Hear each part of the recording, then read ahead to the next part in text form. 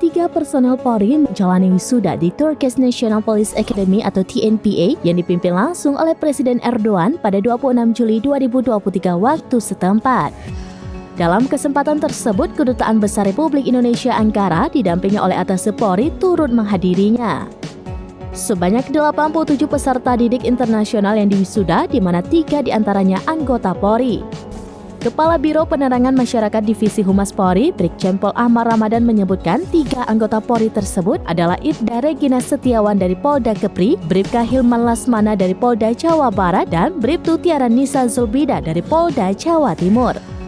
Ahmad Ramadan juga menjelaskan Bribtu Tiara berhasil meraih peringkat 5 besar terbaik dan menjadi perwakilan peserta didik internasional yang diberikan kesempatan untuk menyampaikan speech dalam bahasa Turki di hadapan Presiden Erdogan serta seluruh tamu undangan yang hadir.